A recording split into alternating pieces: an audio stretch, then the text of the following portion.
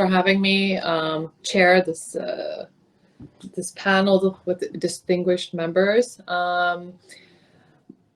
The concept behind this is just the role of how the role of media brings awareness about and preservation of human rights. We have, as our previous colleagues mentioned, such a distinguished panel. In this session, we are to analyze the role of media promoting human rights and discuss its method and functionality, and a few other topics. I would like to start off and then have Ambassador initiate the discussion, but I would like to bring attention to a few matters that I had come across. In one of the human rights conferences, one second, please. There is the International Council on Human Rights Policy by Journalism, Media, and the Challenging of Human Rights Reporting. There was a really good example that brought frustration by Mary Robinson, the United Nations High Commissioner for Human Rights. She shook her head in a meeting in dismay because the international reporting of the Durban conference, which had the most inclusive gathering of indigenous groups and anti-racism campaign ever held, was not properly reported by the international media. The conference was about a global anti-racist movement, but for journalists, the story was about dramatic walkouts by United States delegations. Another incident where we've had an issue was the Afghanistan phase of the so-called war on terrorism. It was an attempt to exercise political control over the news agenda and a familiar pattern of strong-arm political pressure by the United States and Europe as media and journalists were into the service of defense of governments, rather bringing attention to what the popular consensus were victimized on. There are many incidents where we have challenges between reporting on human rights and whether they are reported accurately or they're politicized. Let's have our ambassador from Afghanistan to Poland. Congratulations on your new appointment. Initiate the conversation. Bismillah ar-Rahman ar-Rahim. Thank you so much. Am I audible? Yes, okay, all right. Very good afternoon to everybody. Such a great, as Mariam John said, great panel of distinguished people, and I'm really happy actually to be reconnecting with some Indian friends after some time, which I moved from the beautiful Delhi and now I'm in Warsaw, and perhaps one of my first webinars. When I was approached by Rahulji and Rishikaji regarding this great thing, of course, you know, as a previous journalist myself, I was so much interested into this, but because of a lot of things happening around me here, I have not prepared anything like, you know, substantive actually to talk about here, but more or less I'd be referring to some of my past experiences as an ex-journalist, Afghan journalist, you know, working on current affairs and making documentaries on Afghanistan. When Thomas Jefferson said that our liberty depends on the freedom of the press, perhaps, you know, that Bill of Rights was written, of course, the authors were talking only about TVs and newspapers and magazines, but, you know, the media landscape includes a staggering number of media platforms today. Information and technology has changed rapidly over the last 20 years, and with a key development being the emergence of social media. Stalking, identity theft, personal attacks, and misuse of information are some of the threats faced by all of us today.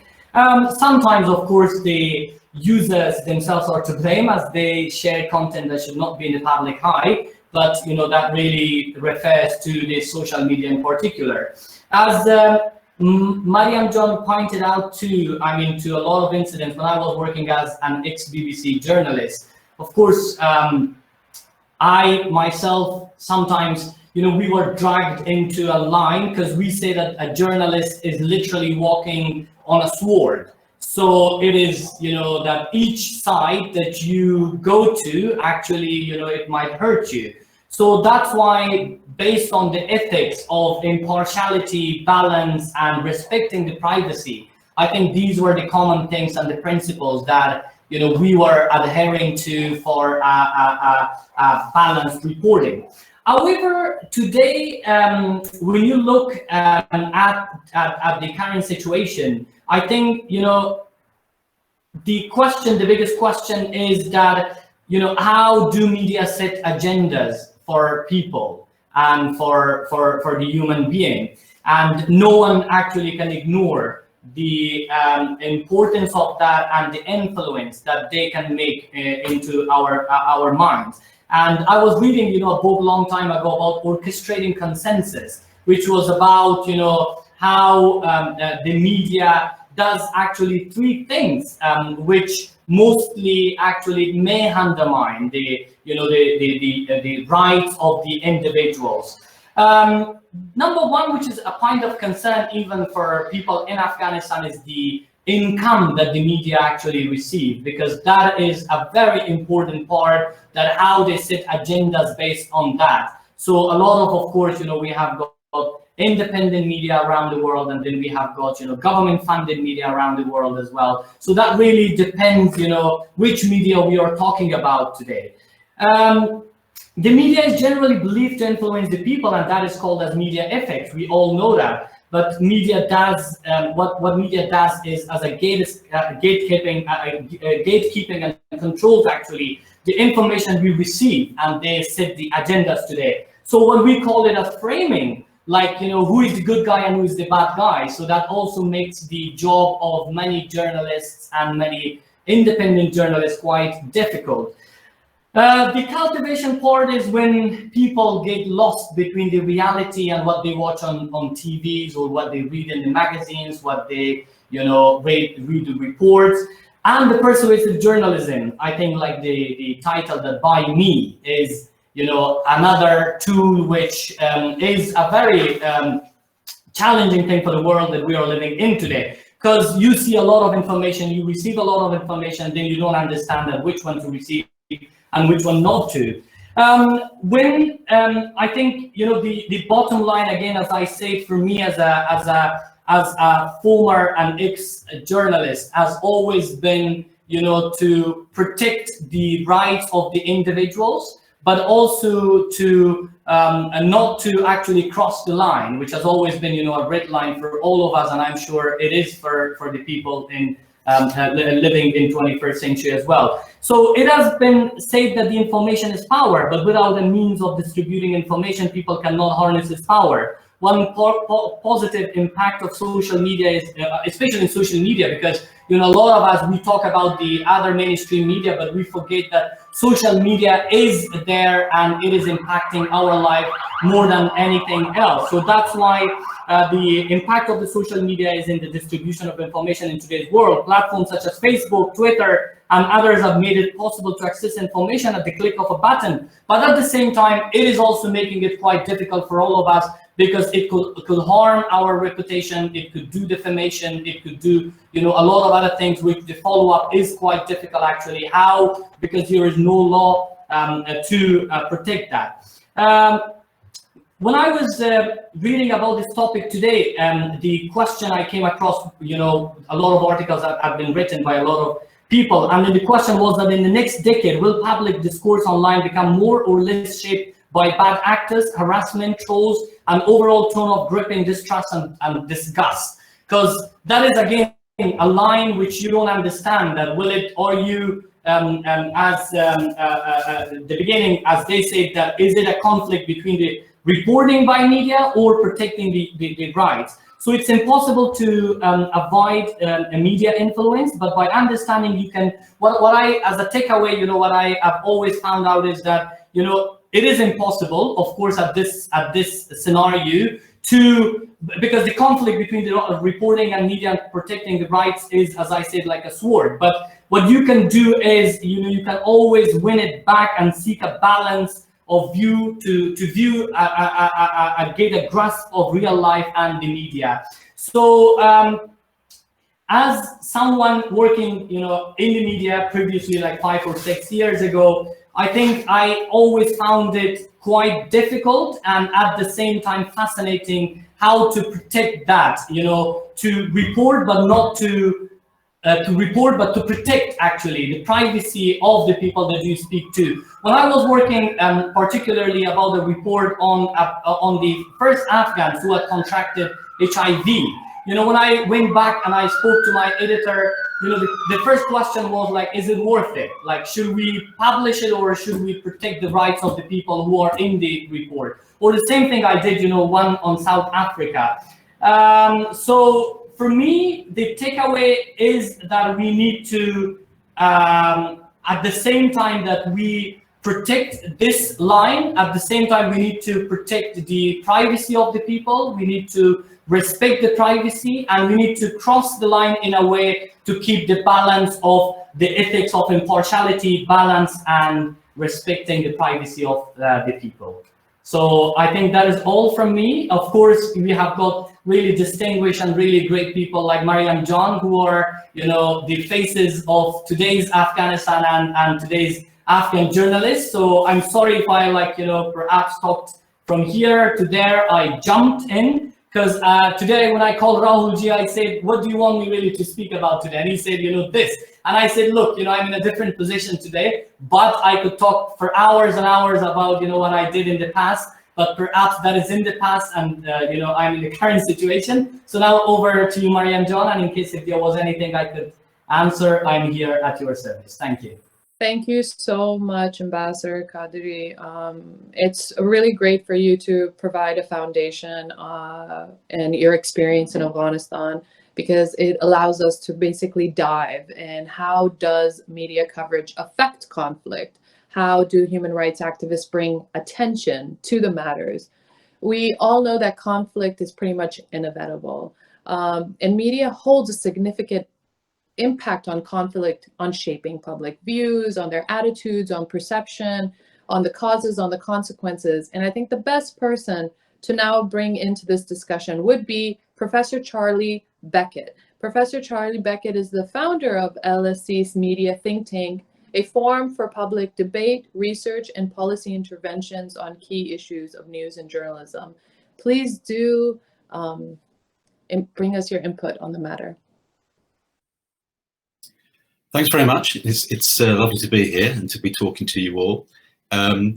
What I think is interesting about this whole area is the ambassador has just mentioned that this is a long-standing tension, if you like, for journalism and the public, which is that journalism is supposed to be there to, amongst other things, it's supposed to report on the very big issues around human rights. The idea of people's freedom. What could be more essential than that? What could be more essential than people's right to democracy or health or justice?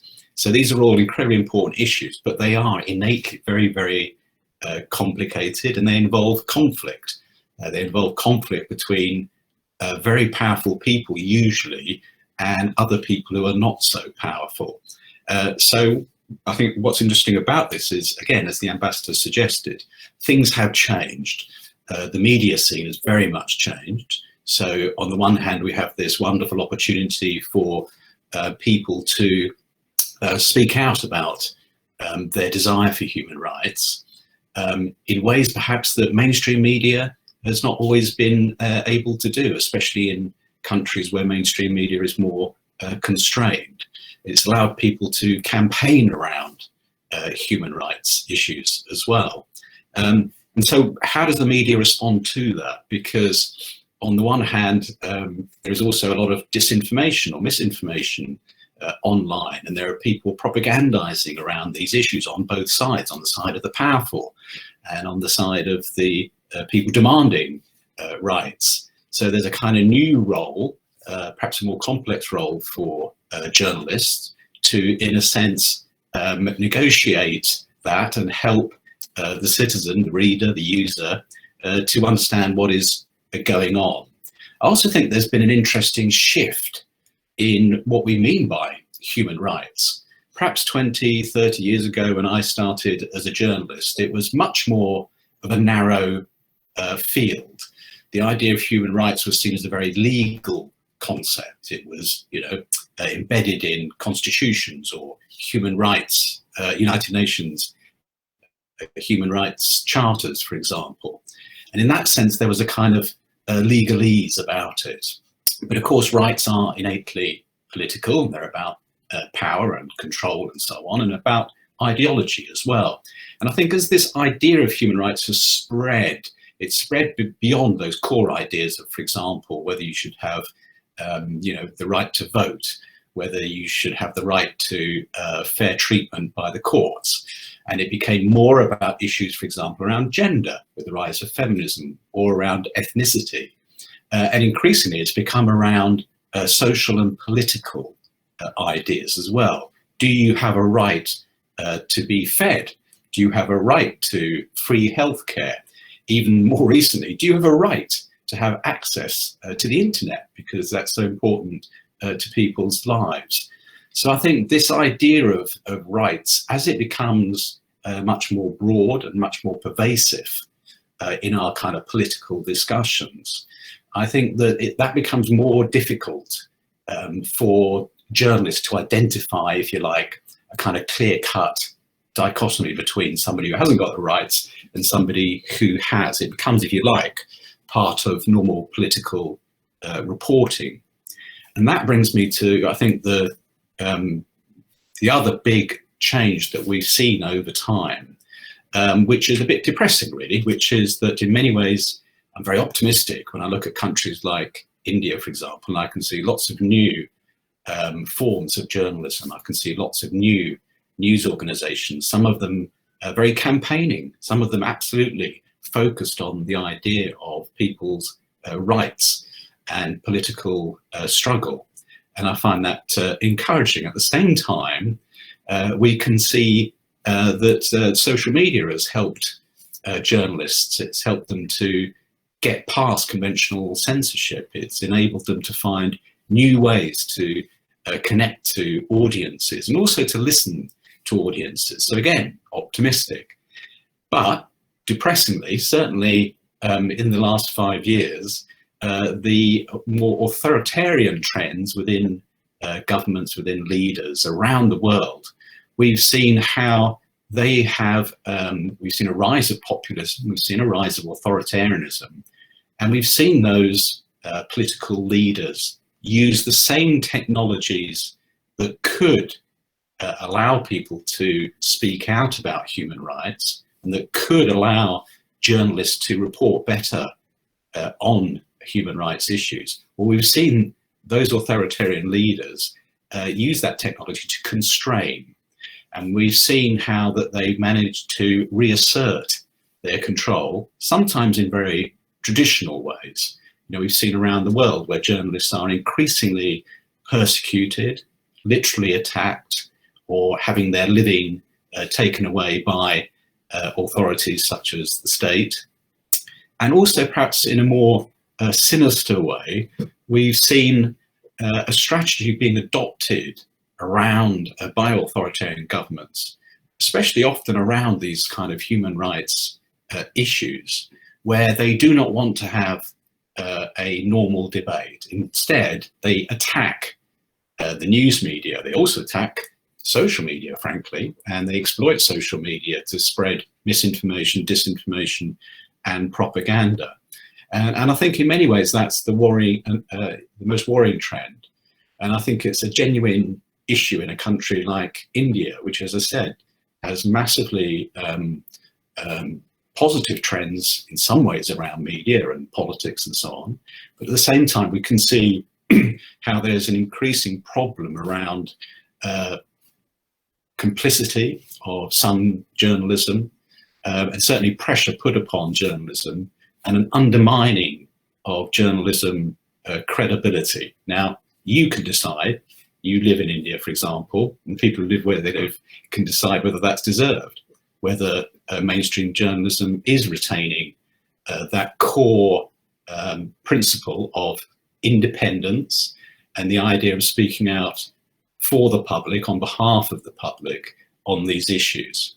Whether it's competent to do that, whether it knows enough about them, and whether it cares, I think are very urgent questions. So thanks very much. Thank you, Professor Beckett. Our Afghan ambassador provided a wonderful ground reality experience. Professor Beckett explained the legality and political aspects of journalism. I'd like to provide the floor to Professor Allen. He's a professor of journalism and communication in the School of Journalism, Media, and Culture at Cardiff University. He recently authored Citizens Witnessing and Revisioning Journalism in the Times of Crisis. What role can an ordinary citizen perform in news reporting? The question goes to the heart of current debates about citizen journalism, one of the most challenging issues confronting the news media today. Professor, the floor is yours. Great, thank you very much. Indeed, I'm delighted to be part of such an impressive panel addressing such an important topic. It's also just really nice to be back in Delhi, even if only in a very virtual way today, unfortunately. Okay. Enshrined in the Universal Declaration of Human Rights back in 1948 is the basic premise that all people matter, a moral commitment to overcoming the culture of othering permeating everyday life around the globe. This premise, when considered in relation to the priorities and protocols of Western journalism, throws into sharp relief the ways in which certain us and them dichotomies inflected in news reports recurrently counterpoise the structural interests of people like us against the suffering of strangers. So in keeping with our discussion today, I ask, how do we challenge overt discrimination and ostensibly commonsensical prejudices to improve the quality of news reporting of human rights? Following our first two excellent presentations, three presentations, an important first step would be to encourage greater self-reflexivity amongst journalists. Now, bearing in mind the usual caveats about making generalizations, I think it's fair to say that many journalists do not want to be aligned with human rights discourses. To be regarded as advocates, champions, or campaigners for human rights runs contrary to the ethos of due impartiality underwritten by a language and commitment to professionalism. And even for those who are otherwise sympathetic, or more importantly, empathetic, to do so places them at high risk. We are all aware of the tragic instances where journalists have been deliberately targeted as a result, paying the ultimate price for their courage to bear witness of human rights abuses. Nevertheless, journalists' routine, everyday choices about what to report and how best to do it and why necessarily implicate them in a discursive politics of mediation in what are increasingly globalized public spheres, as we've heard today so far already. And I think our discussion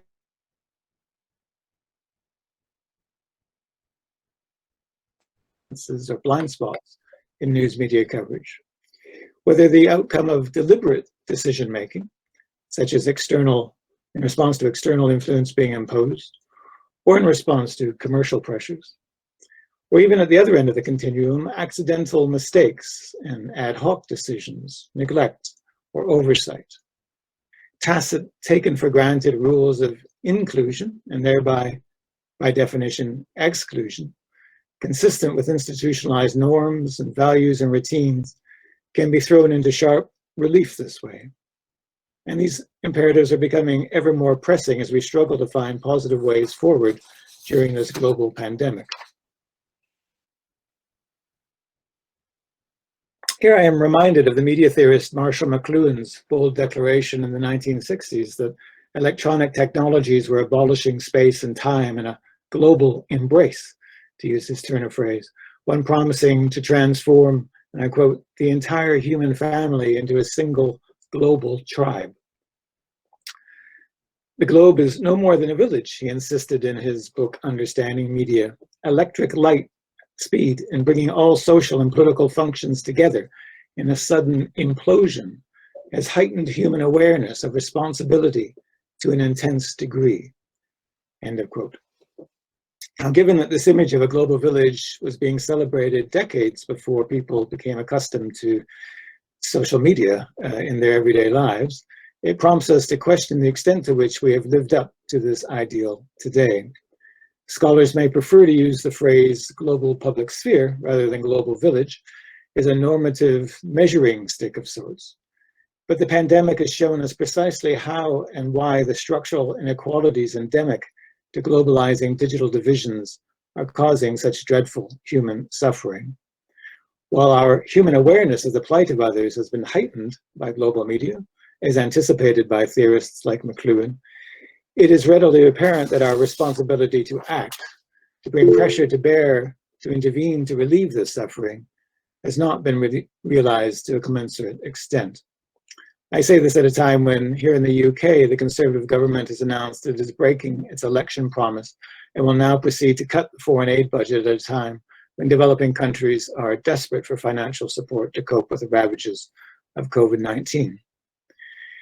In response to our topic then, I believe the politics of othering, that is overt and inferential discrimination on the basis of class, gender, ethnicity, sexuality, and so forth, in so many varied human rights contexts, needs to be placed squarely in the research agendas for global journalism scholarship.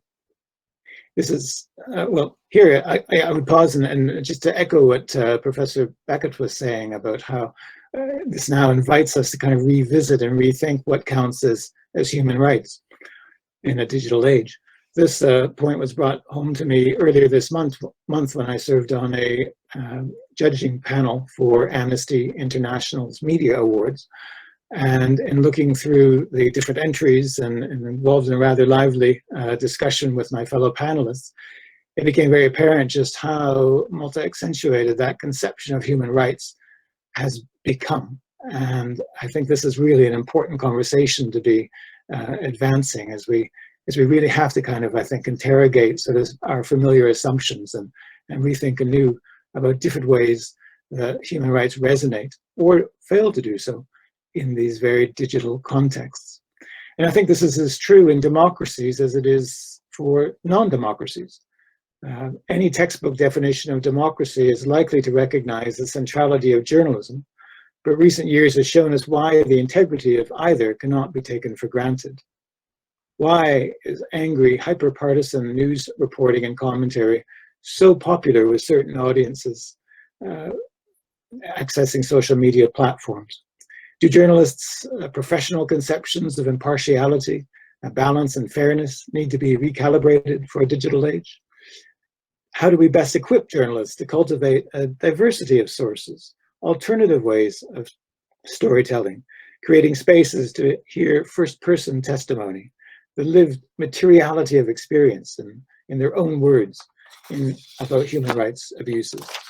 There are no easy answers, so my final point is just we need to create inclusive spaces for dialogue and debate to help envision positive ways forward. We need to be self-reflexive about our own assumptions, our own ways, our habits of knowing, our particular preferred ways of seeing, hearing, and listening, and open them up for critical inspection. And in so doing, we can reinvigorate our efforts to develop productive ways forward, to reimagine new possibilities in the search for compassionate reporting, respectful of the human dignity of others. And I'll stop there. Thank you very much. Thank you, Professor. I'd like to, one of the things that Professor Allen mentioned was that journalists have choices. So right now I would like to bring Mohammed Zishan, Editor-in-Chief of Freedom Gazette. Please take the floor by sharing your experiences.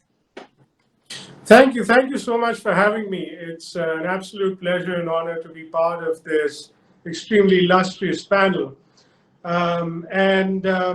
You know, what comes to mind today is that this is an extremely important issue of global concern, extremely urgent as well. Everybody is around the world is complaining about the quality and standards of journalism, sensationalist journalism that's been taking place, the widespread ubiquity of fake news and misinformation and so on. But obviously journalists have had a very rich history of impacting and influencing human rights in positive ways. I'm sitting today in India, which is of course my country, and India became free in many ways through the work of journalists, including people like Mahatma Gandhi himself, who was a journalist for a considerable period of time, running his own newsletter called Young India. And there were several freedom fighters from India who had gone to England, become part of English society, English academia, even English politics, some of them serving terms in the British Parliament, such as Dadabhai Naoroji, largely with the intention of trying to build awareness in England, particularly amongst the liberal classes of English society, about what's going on in India, and as Dadabhai Naoroji put it, the un-British rule of India. And that certainly was a factor in influencing British politics for a long period of time, and also won the Indian freedom fighters concessions over a significant period of time, starting from 1885 with the establishment of the Indian National Congress. Albeit the fact is that the concessions that were given by the British Empire in India were extremely marginal for a very long period of time. There certainly was some progress that the Indian freedom fighters were able to achieve through the effective lobbying that they managed to do in England with the use of journalism. So there is a very long, rich legacy and history of journalists managing to maintain and fight for human rights around the world. South Africa as well comes to mind. Nelson Mandela in South Africa comes to mind. Martin Luther King in the United States, and his use of media and propaganda comes to mind as well. Now, what has changed in recent times, of course, is the rise of authoritarianism and populism in the aftermath of the global recession in 2008, which has eaten into the freedom of press even in highly advanced democracies such as India itself. And I have a few numbers that I picked up from a UNESCO report from a couple of years ago that said that over 1,000 journalists were killed between the years 2006 and 2018. But about 90% of those cases were either unsolved, or those that were accused of having killed journalists were left without conviction, or they were not convicted in a court of law. So it seems to me that the legal systems of different countries around the world have also failed to protect journalists and their rights in fulfilling their duties and mandate in furtherance of human rights, as well as building and spreading awareness on human rights around the world in different countries of the world. And this has only gotten worse over time. One report says that twice as many journalists were either killed or attempted to be killed last year as compared to the year before. So it is an issue that seems to keep getting worse year by year. Now, one of the things that I think countries around the world, particularly advanced democracies around the world, also need to grapple with is how far we can allow populism to erode rights. There was a very controversial quote by none other than Lee Kuan Yew, who was earlier the Prime Minister of Singapore, who once in an interview in 1997 said, and I've recounted this interview in my book, Flying Blind, India's Quest for Global Leadership. Lee Kuan Yew essentially asked the journalist who was interviewing him, what do you think people around the world really want? Do you think they want the right to write an editorial the way that they want to write it, or do they want access to jobs and education and schools and hospitals and so on? Now, I think this was a very pertinent point to ponder over today, because there has been an increase in the popularity of authoritarianism as well, and an increase, therefore, in the phenomenon that is known as a liberal democracy, which is that people are essentially voting to power authoritarian leaders around the world, in the Philippines, in Hungary, in Turkey, and so on, and essentially are saying as an electorate that they would like to see an authoritarian leader in power, even at the expense of certain human rights and fundamental values, because they believe that the strongman leader will be somehow able to bring them prosperity and economic growth. And multiple leaders and populists around the world have been able to play this card extremely effectively and successfully. Now, the problem with this, of course, is that authoritarianism is a very slippery slope, and we've seen multiple countries fall into this trap and not really recover. Russia, Venezuela, Zimbabwe, and so on. Populist leaders coming to power saying that they are the Messiah. And this, I think, is today the biggest crisis in international security. Multiple governments around the world are losing their legitimacy in the eyes of their people. And so you see protests taking place in places like Hong Kong and Lebanon and Venezuela and Iran and so on. And it's a virus that seems to keep spreading from one country to the next, not even sparing fairly well advanced and fairly well established mature democracies around the world. Now, one of the things that multiple panelists have today talked about is the financial incentives to journalism and the media. I think it's important to remember that the media essentially does serve in a free market economy. And so in many ways, they need to respond to economic market demand, which is they need to respond to what the people want to see and what the people want to hear and read.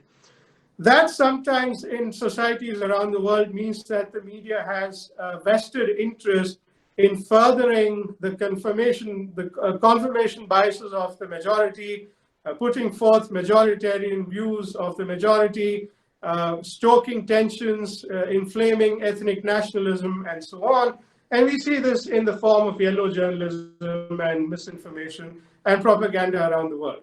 Now, the big question is, how do we correct this? Because on the one hand, the media has a duty and a mandate to educate and spread awareness amongst the people, which sometimes or quite often means that they need to even change the mindset and beliefs of the people. And yet, on the other hand, the market incentives for the media is that the media has to cater to what the people want to hear, which quite often means that they need to pander to their confirmation biases, rather than trying to break down those biases and beliefs.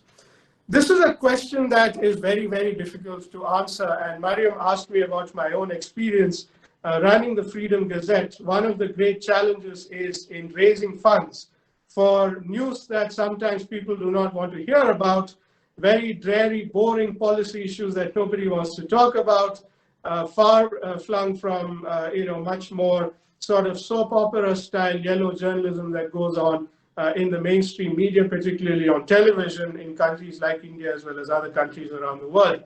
And finding an alternative financial model to this is a great challenge.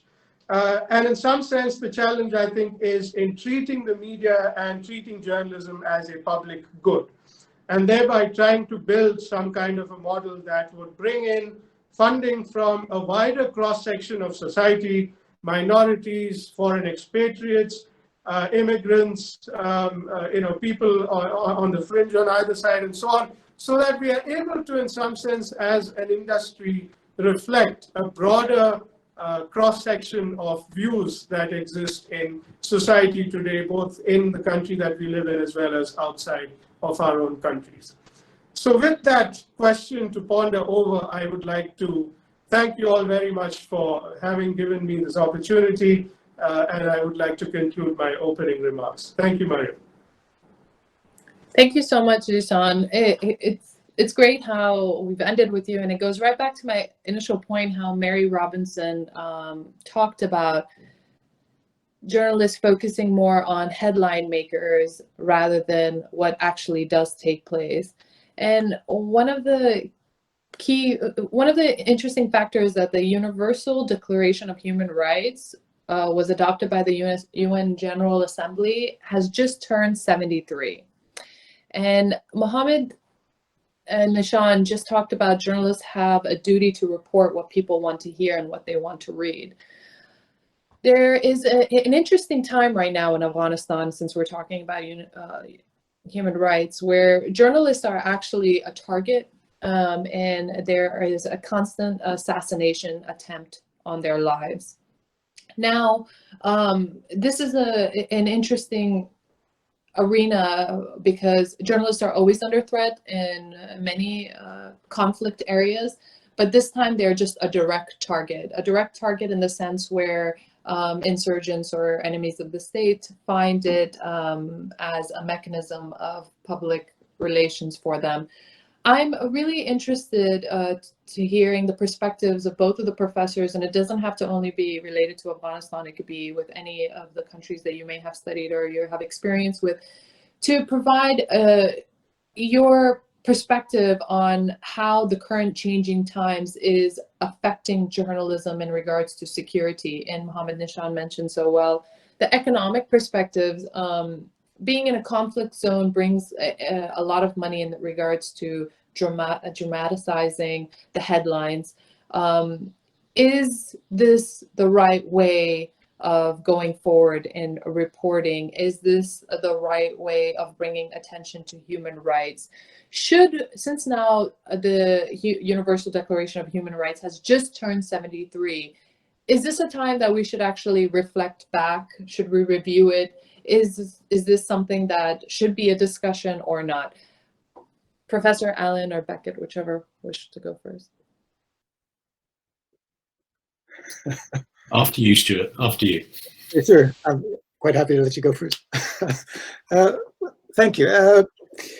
I mean, lots of really interesting ideas here. I think that kind of tension between, on the one hand, the public interest, a lot of journalists are quite passionate about, and rightly so, and seeing that as a logical extension of what they are about, doesn't always align with what the public is interested in.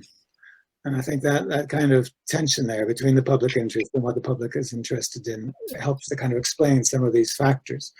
And that is, I think there's a general kind of working assumption amongst a lot of news organizations that people are not terribly interested in human rights issues in other parts of the world. And for many of the commercial reasons, which Jean was quite rightly highlighting there, nevertheless, as a result, don't in turn invest the necessary resources in covering them properly. At the same time, what that does then is that it creates this kind of self-fulfilling prophecy where, because people don't know about certain things, then they're less likely to care and be interested and engaged. And it's a very vicious kind of circle.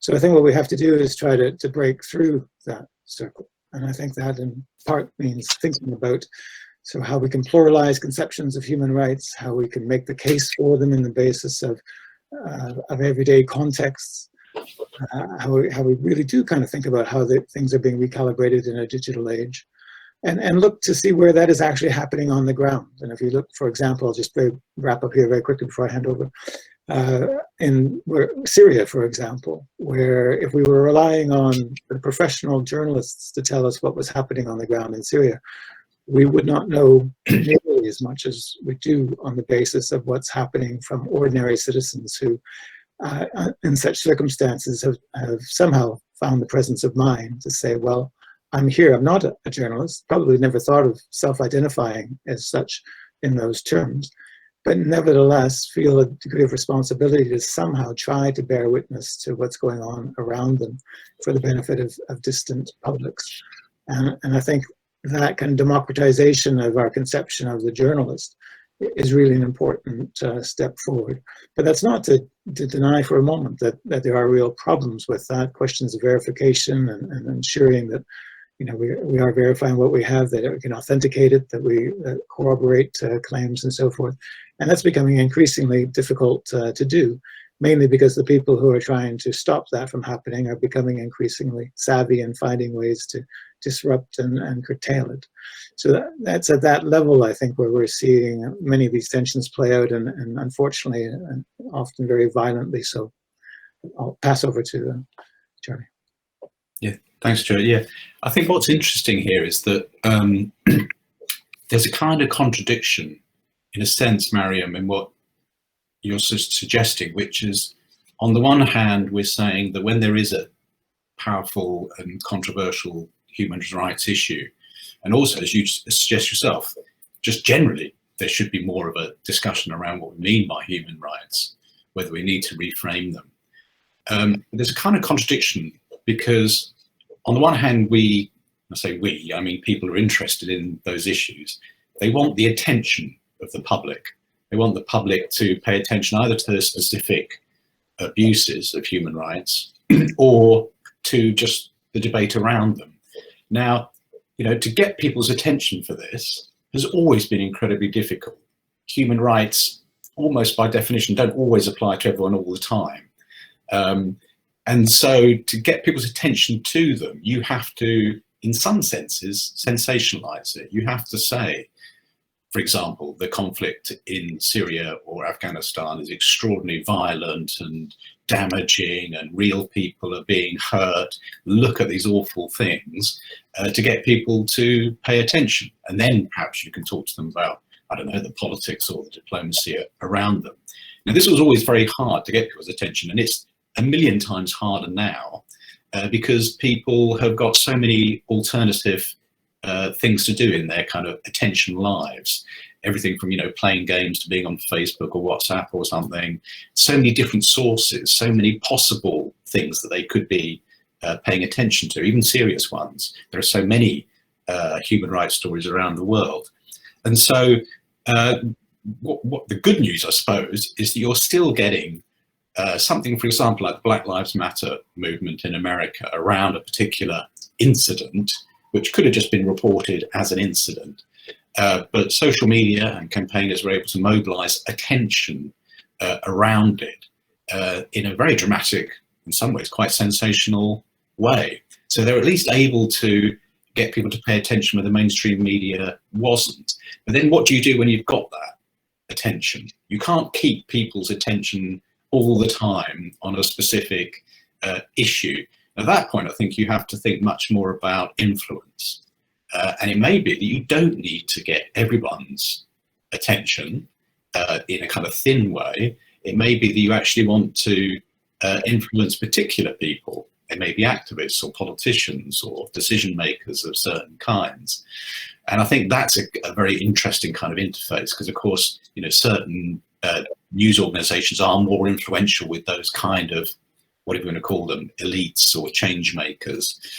So I think it's a kind of complex issue around attention, especially in a world, I mean, we've all been living through a pandemic. We are living through a pandemic. And if you were in well, not just the West, but for the last 4 years, we were obsessed by the President of the United States, Donald Trump, who sort of sucked all the oxygen out of the room for paying attention to other issues, if you like. And I think that's one of the sort of phenomena that we're seeing increasingly in this more sort of complex media public sphere. The old idea that, if you could just convince, I don't know, the BBC or the Times of India to run a story and then suddenly people would pay attention, that's not true anymore. So it's much harder to get people's attention and sustain it in such a fast-moving news cycle. Thanks. I do want to give appreciation to certain human rights organizations who have taken a new approach in bringing attention to issues by reaching out to actors and singers and entertainment leaders in today's world. I don't know if the ambassador is with us, but I would like to pose a question to Zishan and our ambassador because of the ground reality experiences that they have. There was an article by the Associated Press in Afghanistan where young boys were misused by the military, and it received a very much appreciation, and it changed policies in Afghanistan and brought attention to matters that people were pretty much overlooking, because there's so much going on in Afghanistan, in the sense that they're fighting 22 active terrorist groups. They're also trying to control criminality. They're also trying to implement law and order. So they're stretched very thin. And then you have matters like this that was brought to their attention, which at times were overlooked. So journalists do at times, I believe, work as great human rights activists and advocates. Now, I would like personal story by Zishan or our ambassador, if he's still on. What major shift did they see, and what recommendation do they have on future shifts to take place? Like, how would you have changed your way of applying attention to that matter and in today's age? Because as our professors have mentioned, things are constantly changing, and new gadgets and new portals of information are invented on a minute basis. So could you please share some light? Sure. I think this was very interesting for me because, a lot of the people who are much older than me tend to see social media as the big demon in the picture. And that, social media in some sense is drowning out all the good stuff out there. It's very difficult to capture people's attention because social media, sort of adds to the noise. I think what's interesting for me in my personal experience is that I don't think that I would have become a journalist or a writer or a columnist without social media. I think social media in some sense did help me with amplifying, and it's not just me, I think it's helped amplify the voices of several young people who I think otherwise might have lost out on the hierarchy of the editorial network or whatever. I mean, I do write now for various well-reputed newspapers around the world. But I also do know that there are a lot of other very young, talented people who just find it very difficult to pitch an article to an editor at a well-respected newspaper and be noticed, simply because they're not a big enough name. So I think social media tends to give them a platform and an outlet. And a lot of these people have great, fresh ideas that otherwise in the groupthink world that we tend to sometimes live in, would simply not make it into the public conscience or the public discourse. And social media plays a role in that. Now, I think what's the big challenge with social media is that it's created a bunch of echo chambers around the world. And so, if you are a right-wing guy, then you only read right-wing news. You get that sort of fact and that sort of opinion. And it tends to give you one side of the coin. You live in an alternative reality in some sense from a guy who is left-wing leaning, sort of liberal leaning, and reads those sorts of outlets and gets that kind of news. And we also do this when we are on Twitter or Facebook or whatever else. We tend to follow only people that we agree with. And so we only see that sort of stuff reflected on our newsfeed as well. So what's become very difficult, I think, as a result is that even though social media does help amplify young voices, fresh ideas, good sort of important news from the grassroots that would sometimes otherwise get lost, perhaps in the mainstream media, I think at the same time, social media does not allow you to access as wide an audience as you might have accessed in the gatekeeper model of mainstream journalism that the world has typically had up until now. Thank you. I had one more question before we go into our Q&A. Professors, this is directly at you guys. Today, there's not only WhatsApp that's a social media platform. You have like this entertainment platform such as TikTok, and then you have, well, of course, Twitter, which is like simplified information, and then you have Instagram, which is all about glory. I'm really curious to know, because this young generation is they're drowning with the kind of options that they have to collect information, and then they are very bored in the traditional way of learning, and they are they're interested in entertainment more so. I'm curious to know that in any of your practices or maybe future thinking, will you guys attempt to adapt any of these platforms or work with some young generations to basically provide the knowledge of the certain school of thoughts that you guys teach? This is very interesting to me because when I have my organization, Her Afghanistan, where we mentor young women and have a network of over 5,000 in about 18 provinces. When I'm trying to explain to them on the best approaches and how to be articulate and what is real information and what is just, jargon, it's so boring to them. And they're more about, okay, you want me to bring attention to an issue, then I have to be extremely stylish and it has to be in the background. I mean, it's really mind-boggling, especially in Afghanistan. I actually manage a few social media influencers who are like TikTok stars and who have over 3 million likes and followed by people around the world. And there was just an article about it in the Business Insider. And I'm just so curious to how challenging it may be to you and what innovative ideas you may have for the future.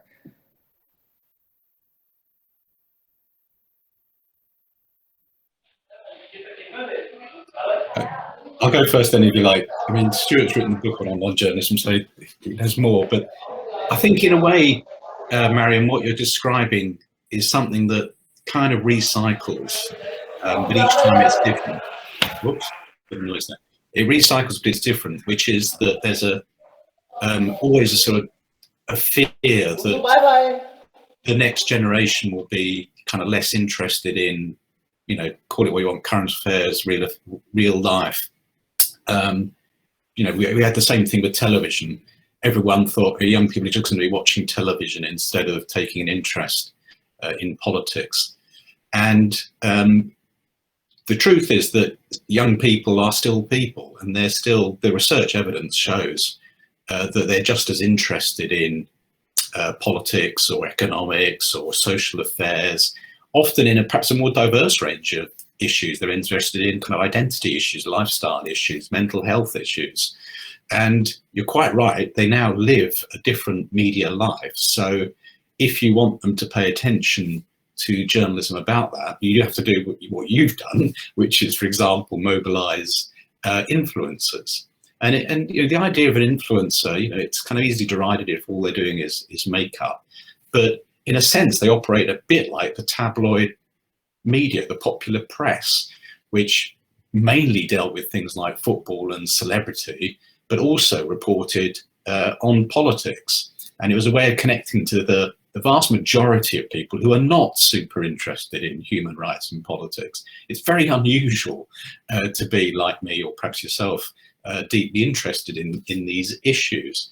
And so, you know, you mentioned TikTok, and you know, TikTok is absolutely spellbindingly, addictively brilliant entertainment and a great way to waste many hours of your day, often in quite a nice creative way perhaps, but it's also a good way to reach a demographic. And we've seen, you know, one from the Washington Post to the BBC going on TikTok. But when they do that, they have to do it in a different way. They can't just go on there being and speaking and acting in the way they would if they were on the BBC or in the Washington Post. And so I think there are kind of you know, interesting signs of light there that, as I said before, in the attention economy we have now, you cannot expect people to come to you. You've got to go to them. You have to, you know, talk their language, be in the places where they're having these conversations. And that way, you may get them to engage with your work. Thanks. I think I would share Charlie's sort of cautious optimism there. I think you've highlighted some really important issues that I know media producers are struggling to think through as we speak. I'm involved with some work with the BBC as part of a policy and evidence centre, where we're looking at what we might grandly call sort of the value proposition of public service broadcasting. That is to say, for those up to the age of 30 or so, how do you convince them that public service broadcasting is not only worthwhile, worth their attention, but also worth their personal financial investment in? When they will tell you, well, it's just another channel like many others that I'm already paying for, my Netflix subscription, my Sky television, etc., etc. And that kind of media ecology is becoming incredibly complicated and difficult. And you know, the young people today are certainly, you know, they are digitally savvy in a way that sometimes is exaggerated a little bit. The sort of the discourse around the netizen, I think, sometimes is overdone. But there's no denying that these are people who are not in the habit of buying a daily newspaper, nor do they typically watch, you know, the evening news bulletin on television. But that doesn't mean that, as Charlie was saying, that they're not interested in news. Many of them are. Many of them are deeply political, if not necessarily in sort of a recognizable partisan sense of politics, one that actually leads to voting. They might more be inclined to kind of be far more engaged in sort of a different kind of impromptu protest kind of politics. But their knowledge of the environment, knowledge of issues that they see as relevant and direct to them and their world can really be quite profound. So there doesn't seem to be a straightforward answer to this set of questions. I think a lot of work, certainly in the UK, kind of introduces a notion of media literacy and places responsibility on the shoulders of educators, and saying that in effect we need to develop a much stronger sense of civicness, along with our sense of sociality, which is clearly evolving at pace across social media platforms. And that it's in equipping young people with kind of the skills to kind of to deconstruct media messages, to kind of break through and sort of see disinformation for what it is, and appreciate the virtues of real news as opposed to fake news and so forth, that we can find a way forward. I don't think anyone would well, no sensible person, of course, would deny that that's all a good idea, and it's long overdue. And I would say this as someone who works in the subject area at university level. We would like to see sort of media education form a curriculum for school children to a much greater extent, up to secondary school before they come to university. Everyone, we think, would benefit from that. But that in itself isn't going to be sufficient, nor is it adequate to kind of address these kinds of pressing concerns. So I wish I had a straightforward answer to it, but I think that we're at least having this conversation, and I think that that's a real achievement in its own right, in the sense that it would have been that much more difficult to persuade external stakeholders, people out there in the real world beyond the ivory tower, so to speak, that these were pressing matters that are of direct relevance to them. And they may see that kind of logic in financial terms. They're feeling it now. They're very worried about their own audience demographics and how things are evolving in that direction.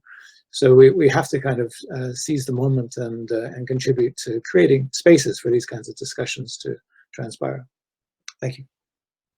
Thank you so much, Professor. I really appreciate that perspective. Both of the professors, Professor Beckett and Professor Allen. Right in a house, are you guys going to select the questions that we will answer? You can select some, or even we can do that for you, if that's fine. Yes, please. I think that it would be best if you guys wanted to, since this is your... Sure.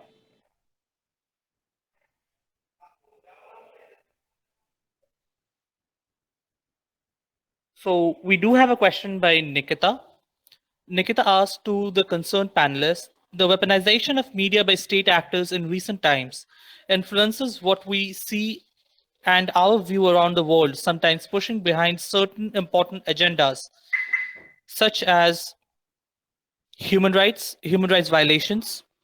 In a democracy, it might affect the voting pattern, which is detrimental to any democracy. Wish to know your views on such issues and what's the possible way ahead.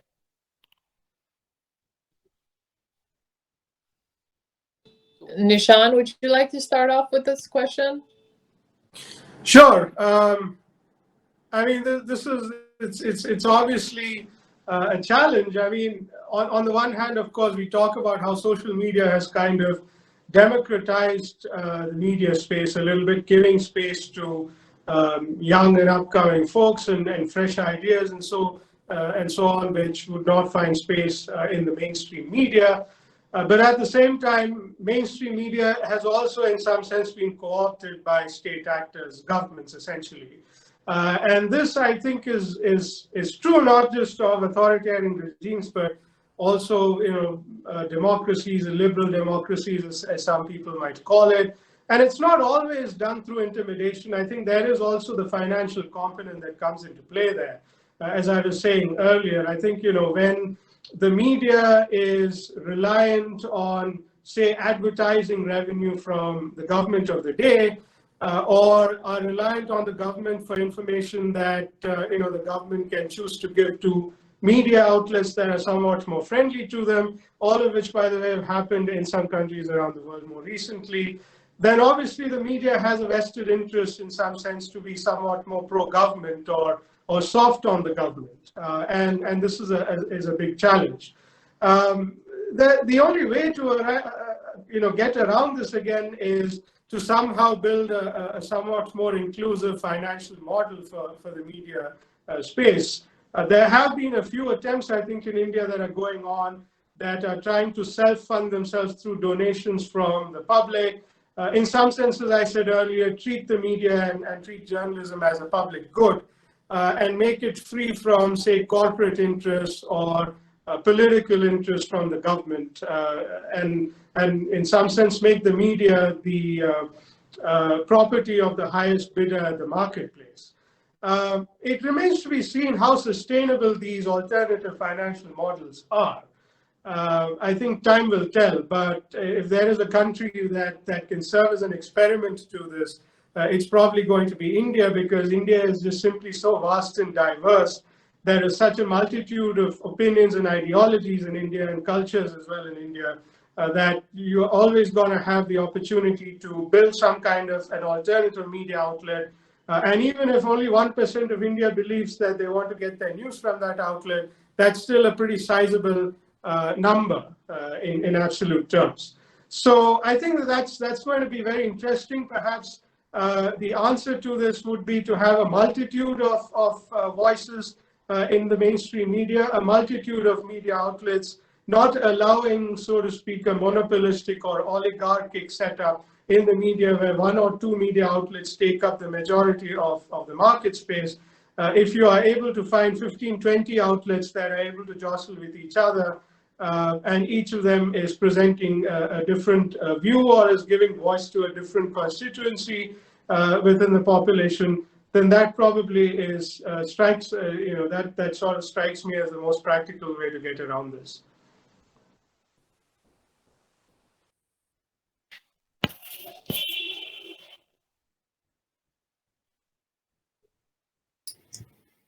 I completely agree with Mohammed, and I've got nothing to add to that. I think that was a very eloquent description of the problem. Very happy to talk about something else, or if Stuart's got anything to add, but I agree with Mohammed. Raisana House colleagues, are you guys going to? Yes, we do have some. We do have some other questions as well. So Saman Kidwai asked, how far can the media contribute to promoting equitable human rights across the gender spectrum, especially during the post-conflict reconstruction process?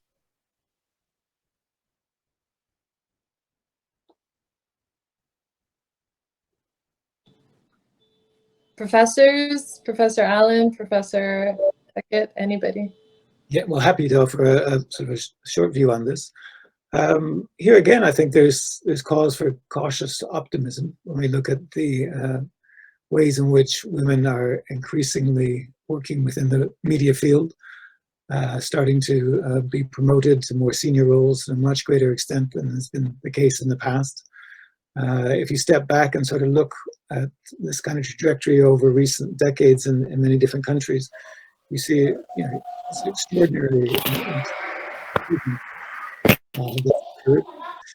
but there's still a long way to go. And until we end up with newsrooms which look like the societies around them, then we're always going to struggle to align what counts as journalism with ordinary people. And I think that we have to continue to kind of make the case and improve in this regard. But as I often point out to our students, I appreciate it makes me sound quite elderly when I do so, but it wasn't that long ago when, just the very proposition that a woman could hold the kinds of positions that they hold now within the world of journalism would have been seen to be simply inappropriate. And so we've made a lot of progress, but yes, ways to go yet. In Afghanistan, it's a very conservative society, and also extremely religious society. Having women presented on TV is not welcomed by a certain sector. And women have been a high target in the past 9 months to a year, where we've had across the country in 5 different provinces women killed for their profession in the media, and most of them have now taken, others who have not been attacked are now hold refuge in neighboring countries or in Europe and in America. I think that society has to be adapted in the sense so women are not threatened. We bring a different perspective in the kind of stories and interests that we have. Many of the females who are presenters in Afghanistan are provided with information with what they should read. There's a specific dress code, but then if you follow the women who are not in traditional media and on social media and have their own shows and they speak freely, they have a large following, but most of the following is from people outside of Afghanistan. And the threats that they receive are from people who are in Afghanistan. I would like the security situation to change in Afghanistan, and we bring this matter to the leadership's attention all the time. But unfortunately, because Afghanistan is stretched so thin with fighting the 22 terrorist groups, fighting criminality, and also upholding law and order, I think things such as this is not on their top priority. The former Minister of Interior of Afghanistan had said that if your life is under threat as a journalist, maybe you should not be a journalist. And so again, it just shows you the frustrations that they have to deal with and how much other things are a priority. But it is interesting to see how many young women want to take interest in the field of journalism, how they want to communicate with the world, with what's happening around them, and how they perceive the situation from their light. I hope this situation changes. But in Afghanistan, in my perspective, there has been a lot of superficial strides, and this is what is challenging for me. Did they place a woman on TV because she had the ability and we really believe in it, or did you place it to appease the international community? So, and this is where the struggle takes place in Afghanistan.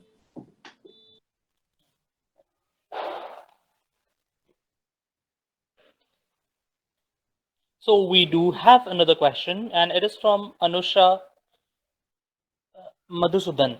Anusha asked, when we think of ways to protect journalists in and out of conflict, it ultimately falls on the state.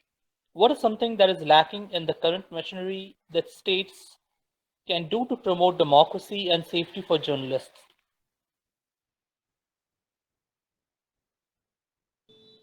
Zishan, would you like to? Sure. Yeah, I mean, this is tough because ultimately it's the government that has to provide the security.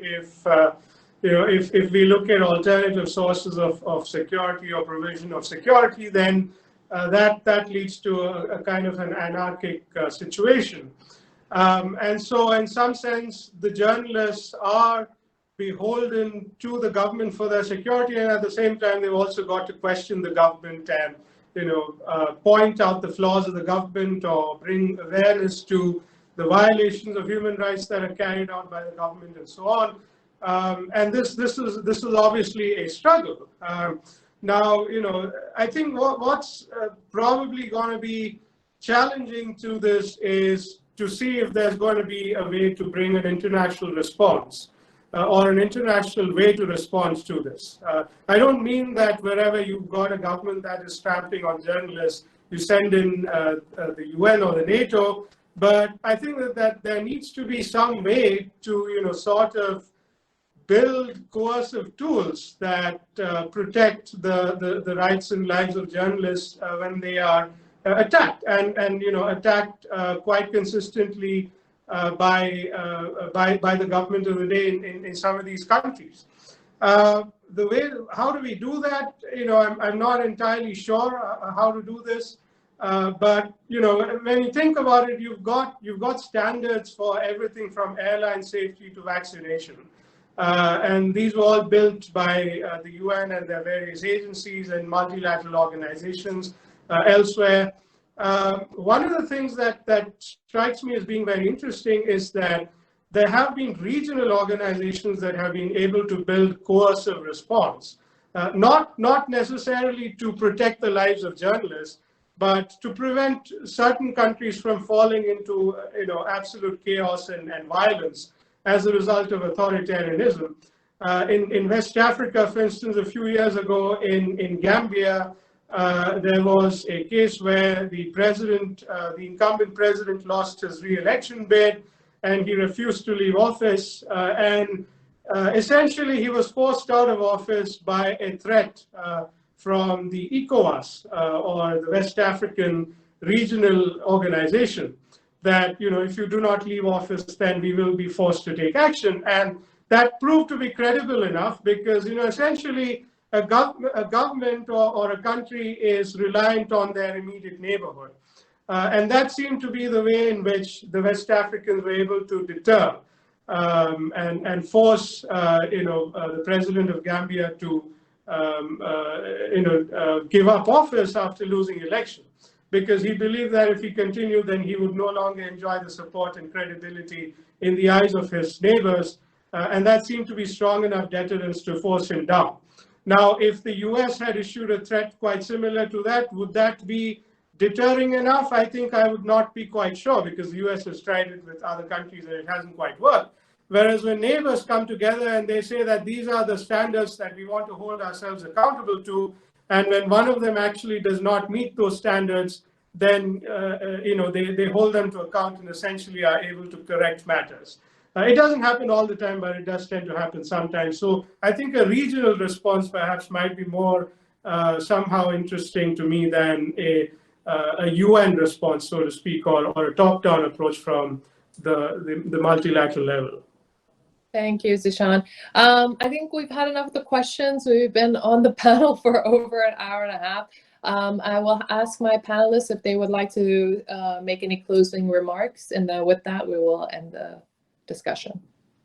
Professor Beckett, would you like to start?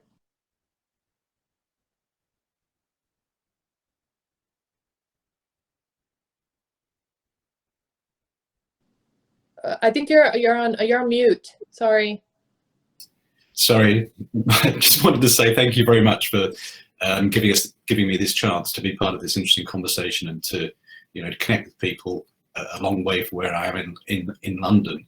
I was just thinking, I don't want to be too optimistic again, but I was just sort of looking at the screen in front of me, and we were just mentioning gender, and there do seem from this kind of not very accurate or not very scientific sample that, for example, there seems to be a lot of women taking part in this seminar, and I think that's where the change is going to come from. It's going to come from how the next generation of people, as diversely as possible, think about the role of journalism in politics. And Mohammed made excellent points just now about how there could be better political structures, for example, to protect journalism. But of course, in the end, the one thing that unites all politicians is a distrust and antipathy to journalists. So I think it's very much that the news media itself has to show much more solidarity when it's being attacked, either by authoritarian regimes, who are much cleverer these days, by the way. They don't throw journalists in jail and throw away the key. What they do is they put journalists in jail for a week or two just to intimidate them and to try and have a chilling effect, and then they let them out. I also think it's really incumbent on the news media of all kinds, be it a new digital startup, be it an advocacy organisation or mainstream media itself, to pay much more attention to trying to explain what it does, explain the value of its work if it is valuable, and to think more about its role with the public in general, and of course around these kind of big issues. I think it's very beholden on journalists to think more about being transparent, trying to describe their public value, and in the end listening much more to the public. Thanks a lot. Thank you, Professor Beckett. Professor Allen. Yes, thank you. I'm struck by the number of times the word populism appears in the chat as well, and I think that clearly has become a global concern, the rise of sort of authoritarian populism and how that works. And I think it's unsettled a lot of complacency that used to be there in the West, I think, where the world was sort of mapped in a particular kind of way, a very Western-centric kind of way, and assumptions about democratic engagement now look increasingly fragile. And I think there's a general recognition there that they are much more precarious, much easier to unravel and break than perhaps has been generally recognized. And that's bringing with it, I think, a greater kind of awareness that sort of something needs to be done. And I think when you set that in relation to the pandemic, which at so many different levels has been obviously the most dreadful kind of phenomenon, but there have been just glimmers here and there of sort of positive signs of hope. And I think that there is something there, without going into full McLuhan mode around some sort of sense of the global village, nevertheless a recognition that yes, national boundaries at a certain level do not make any sense when you're combating a virus, that this is a global phenomenon. And until everyone is safe, no one is safe. And that we have to think very differently about our politics and build coalitions across national boundaries in order to address this phenomenon. And I think there are some encouraging signs that there's a recognition there, but there's a long way to go. Similarly, you know, when you look at, we've talked a lot about social media today, when you look at what's happening in Australia, for example, where you finally have Google and Facebook and the like beginning to recognize that they are going to have to begin to pay for news which is being shared across their platforms. They refuse to regard themselves as publishers, but they are kind of grudgingly acknowledging that, yes, you know, they do have to bear some responsibility for the content, and also in terms of the business model that underpins it. And, you know, it's early days. These are small steps. They're inadequate in their own terms, but they are principles that are gradually consolidating and being set down and will be very difficult to reverse. So I think that conversation is starting to change.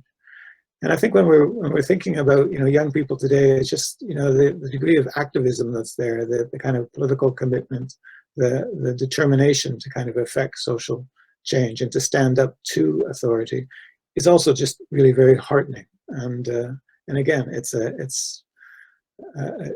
know, an asymmetric kind of politic. It can go badly wrong at times, as it often does, but it's so well, in many cases, so well intentioned and so determined and so resourceful and creative and positive that you have to think that, well, I would like to think at least that we're turning a corner in that regard as well. So yes, trying to end on an upbeat note here. It's actually sunny here in Wales, which is not not an everyday phenomenon. So on that sunny note, I too will say thank you very much for this opportunity to participate, which has really been very interesting indeed. Thank you. Zishan, a quick ending note. Thank you, Mariam. Yes, it's been a very interesting panel, and I must echo everything that both the professors as well as the Honorable Ambassador had said when he came in for his brief talk. I do think that there is a sense now that journalism can be a double-edged sword. We live in very unusual times, and the invention of these new tools, social media and so on, that have democratized media in some sense, can go both ways. They can either create silos and echo chambers and create, you know, sort of more divisiveness and the rise of populism, which is what I think we are seeing today.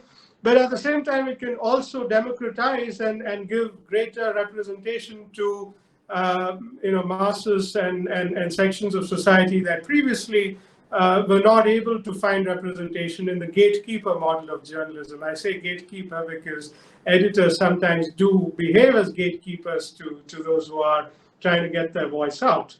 And those, you know, there are obviously pros and cons to that model of functioning.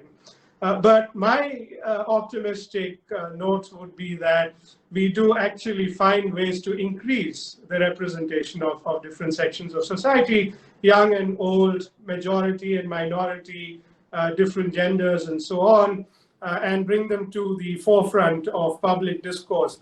I think that if we are able to find more inclusivity and greater representation for different voices and different sections, then that by itself would act as a check and balance on authoritarianism and everything else that we find being wrong in the world that we live in today.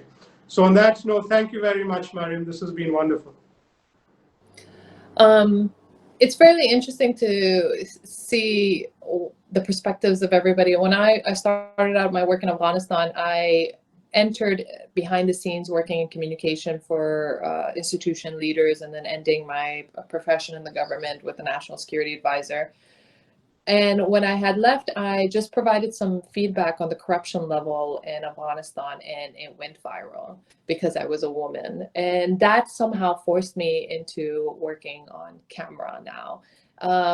Public discourse is not a very kind environment to be in most of the time. And I think that the organization that started Her Afghanistan is a great platform if any of the audience members or the distinguished panelist members would like to partner up with for interesting pilot projects or any type of coursework. Afghanistan is at times an unforgotten war, but the people have great ambition and potential. And I think that working together, maybe we can change certain perspectives that we have regarding journalists and its perspective on how it conflicts with human rights. Thank you again, Raisina House, for this wonderful platform and providing us with the opportunity to share our thoughts. And thank you, audience, for being so attentive throughout the whole discussion.